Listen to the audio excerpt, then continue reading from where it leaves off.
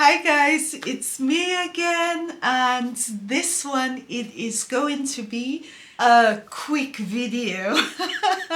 I always say this, but it drags on, but this is pretty much, you can say, a Maison Alhambra video. I picked up, what is it called? Montaigne Coco, and I am going to compare this for you guys to Coco Vanille from Mancera. This video and this comparison, it was requested by one of my followers, and she is so sweet. She brought it to my attention that Maison Alhambra did have an inspiration, a dupe of Mancera Coco Vanille, which I recently picked up in the Black Friday sales. It's a perfume I've been wanting, so she wanted me to do a comparison to Montaigne Coco. Lattafa did have sales going on here, and during that time I went to pick up this perfume, but it was sold out. But I was able to pick this up on eBay.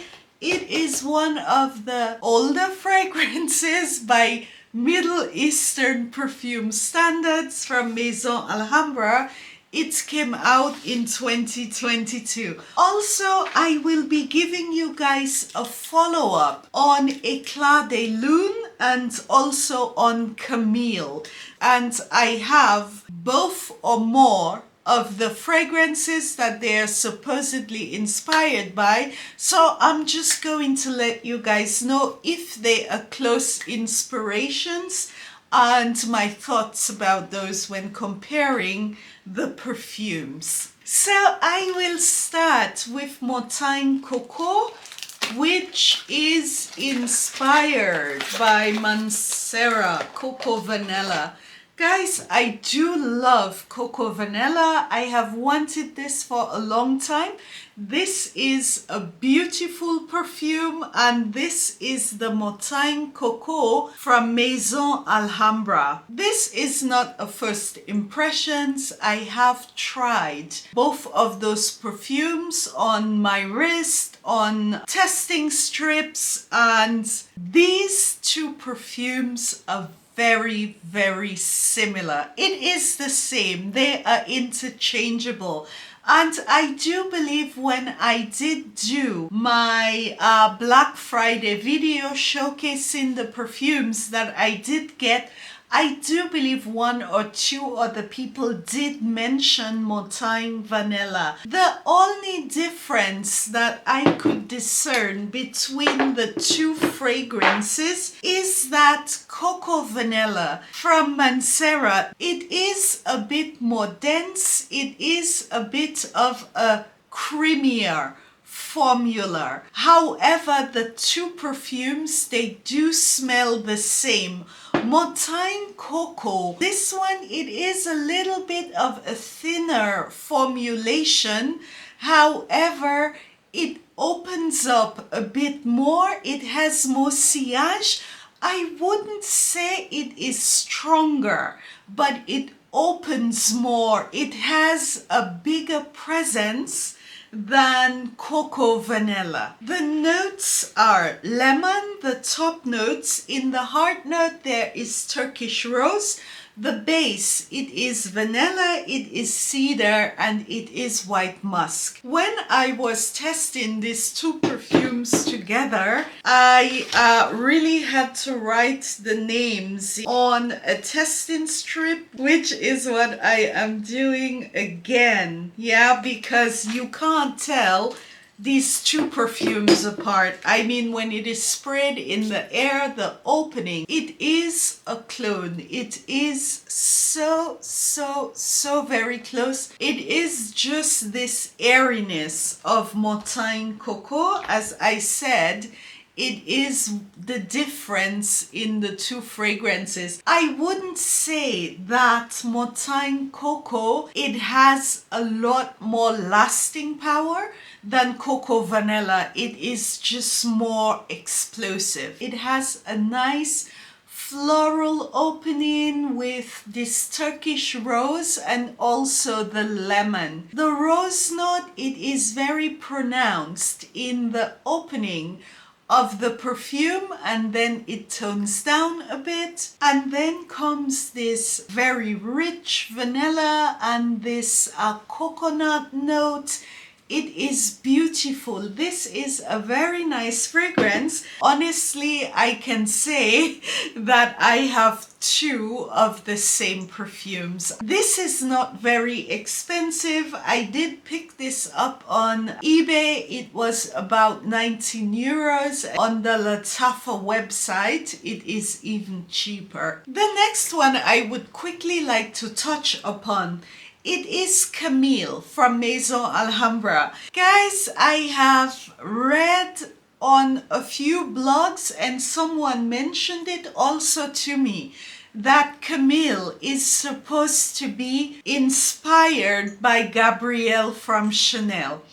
Gabrielle is one of my favorite perfumes from Chanel, and to my nose, you know, there is no resemblance between Gabrielle and Camille other than that they are two floral fragrances. Camille is a rose fragrance, and I have compared and compared again with Rose Amira, and these two fragrances are incredibly close.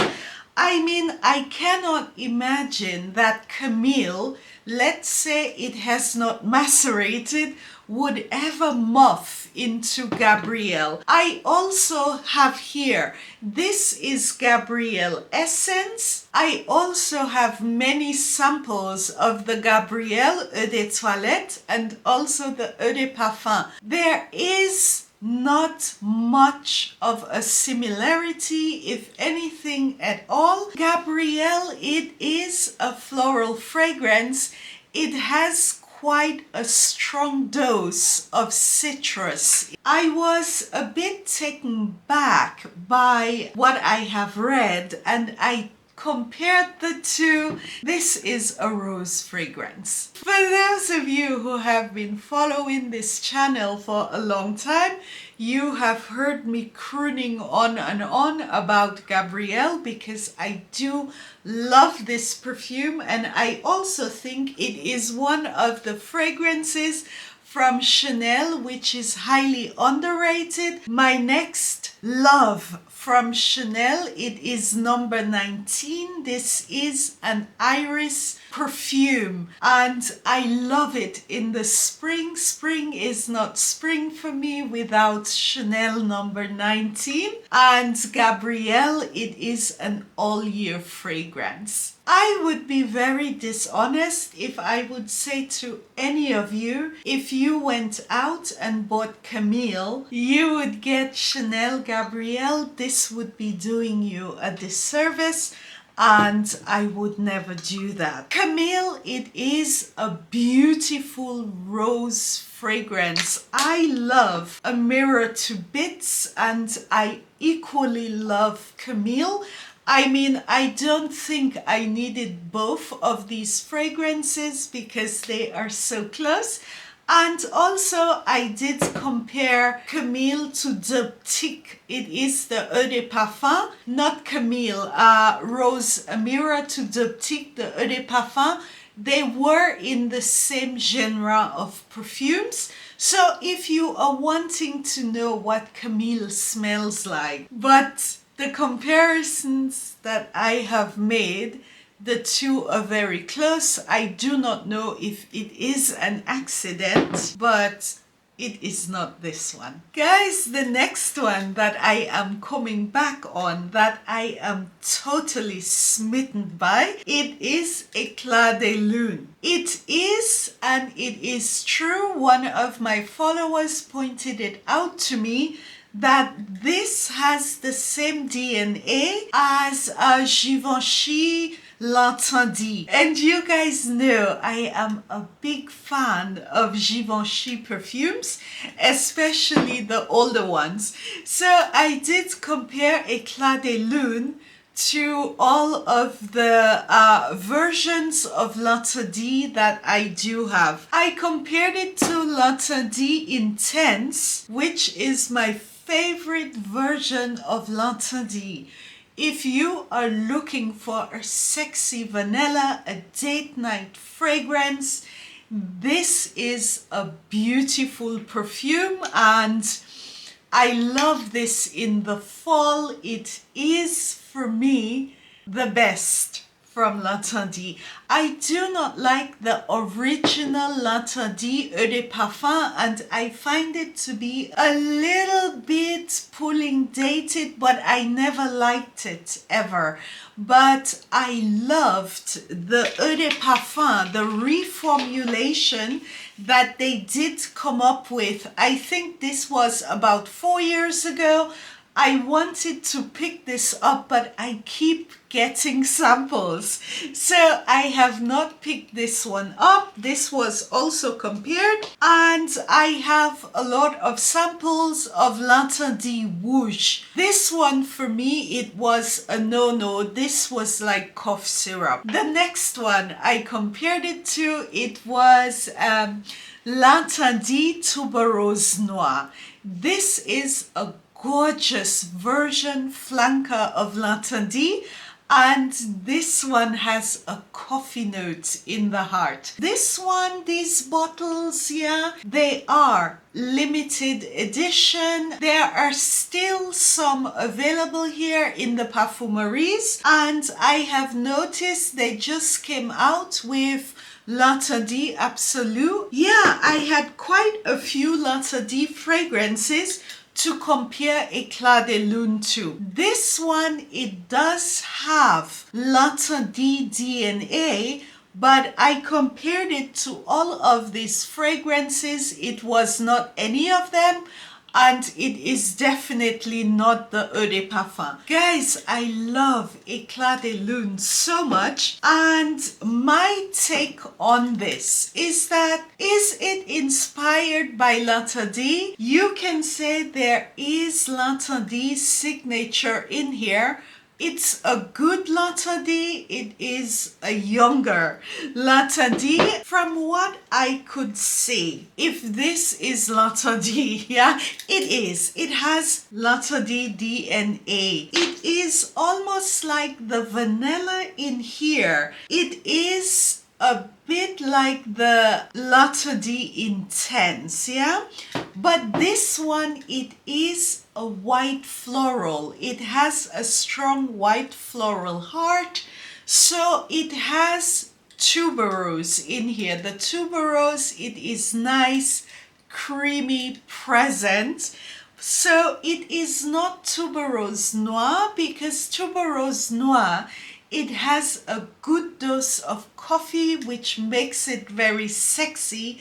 It is not this one. It is definitely not this one, Tuberose Rouge, or I would have, no, it's not. Come on. I am kidding. L'Interdit de Eau de Toilette, which I am in love with. It is a bit mimicking this, but with a lot of white florals, tuberose. This one, I would say it is its own flanker of L'Interdit. I have not smelled the L'Interdit Absolu. I ordered it. I have ordered a lot of perfumes over the last couple of months. I have not gotten a sample of this one. I have also not seen it yet in stores, so I have not tried it, but it is L'Interdit with tobacco. This one, it is a beautiful perfume in and of itself. It has L'Interdit DNA, but it is not any one L'Interdit. So you can say it is Lattafa's, Maison, Alhambra's own concoction, but it is beautiful. I love this fragrance. Long lasting, lots of sillage, very feminine scent. So I just wanted to put this out there to you guys because when I reviewed it and I did a bit of research online, the only perfume that I could find where it was written that it is inspired by, and due to the packaging, it is Moonlighting from Ariana Grande. I have not spent a lot of time with this one, but definitely it has some L'Interdit in here. I would say 50, maybe 60%. And also this one, it does have a lot of musk, a bit more than the L'Interdit fragrances that I do have. You know, a lot of department store fragrances are also inspirations from each other. They are borrowing from niche fragrances, not any different than what some of the Middle Eastern, the newer houses are doing. So in the end, there could be something else. So yeah, live and let live. Hope to see you guys again soon on my channel. Don't forget to like and subscribe. If you have any of these fragrances and you think maybe it is inspired by something else, let me know. Thanks for watching. Ciao!